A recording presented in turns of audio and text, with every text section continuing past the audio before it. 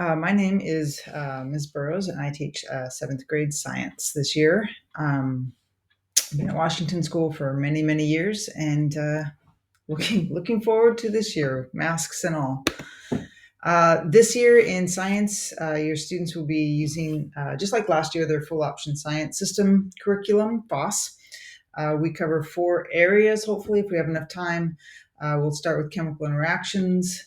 We go into electromagnetic forces, waves, and finish with weather and water. Just FYI, there are student hard copies of these textbooks in class, but there's also an online version for students to access when we start using them.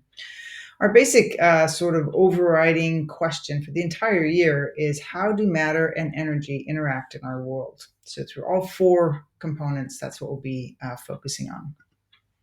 On a daily basis in class, your student should expect to be doing this. We usually start the class with something I call a do now, which is a little starter that they enter onto a yellow piece of paper that looks like this. Then we kind of dive into some investigations or activities. We'll start them, or we'll be continuing them, or we'll be finishing them up. They're usually multi-day. In class, it's hands-on or a computer interactive simulation that we'll use. Students will be keeping a usable and helpful science notebook, fingers crossed. You can see some kids in action right here. We don't have a lot of homework in this class, so kids will maybe need to finish stuff up, or periodically we'll have some homework, but for the most part, the work is done in class. Oops.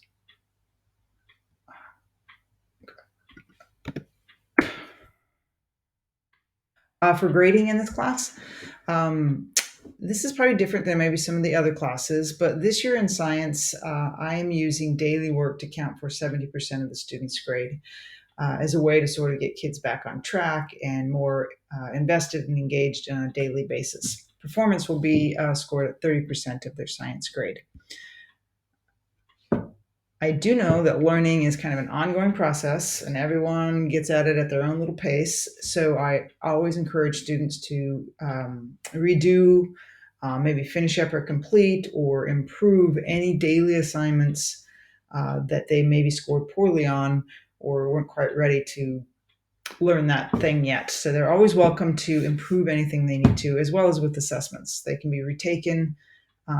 I usually give specific instructions for different assessments.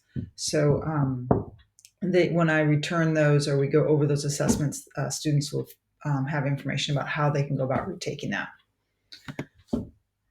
This gives my grading scale down here. So you can just see that 87 to 100% is an A, 67 to 86 is a B, 50 to 66 is a C. Anything from 20% to 49% is P, and below 20% is incomplete. My classroom expectations are pretty straightforward, I think. I expect students to have their supplies for class, like they have their science notebook on hand, they have their pen and pencil to write with, and they've brought their Chromebook to class. If they forget at some point, that's fine, as long as it doesn't become a continual process. Science class will be more investigation and problem solving with lab work, so students are expected to try their very best. Some of it will be challenging for kids at different levels, but I encourage kids to continue to stay engaged and ask questions if they need help. I'm very, very keyed in on lab safety. We spent a week kind of going over my lab safety rules. I think it's important, and students need to know that they'll be removed from class or lab if they're not meeting those expectations or following the safety rules. I can have an alternate assignment and give them opportunity to return to lab the next day.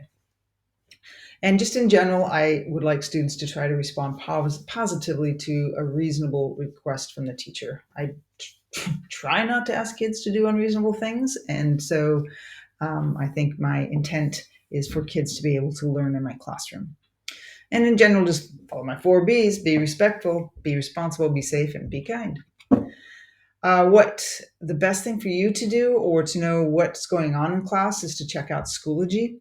The go-to spots, you can see I organize my assignments by week. So week of 13th through the 17th. That way, if kids are absent, on a particular day, they can find the section that they need to access. First week's assignments was on school safety. For do nows, if they miss those, I keep the sets in a separate folder that's right here. So if kids, again, miss a day, they can access the do now folder and make up the missing assignments that they have. So Schoology is really your best place to start with if you have questions about what's going on.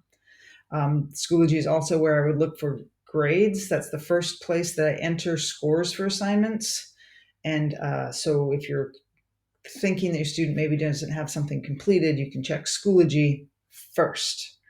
And then I only sync once a week because it gets a little tricky. So once a week, maybe check Skyward. So how can you help at home? It's pretty straightforward. Just kind of check out their science notebooks. They take them, they should be in their backpacks. They keep them, and so they bring them back to class each day. See what they're writing in there, ask them questions about that. Ask questions like, what are we doing in science today? What's going on? What did you learn? That kind of thing. And then also just check the Schoology and Skyward to help keep track of what's going on. If you need to contact me, the most efficient way is through email. I try to get back within a day, for sure. That's my goal. I do suggest that for assignment questions or just general, I got lost in class kind of questions, to encourage your student to email me. This seems like a really good skill for students to develop. And I try to respond as soon as possible to that as well. So that's my spiel for 7th grade science. Let me know if you have any questions or if I left something out that you were unsure of. Again, just email me. All right, thanks. Bye.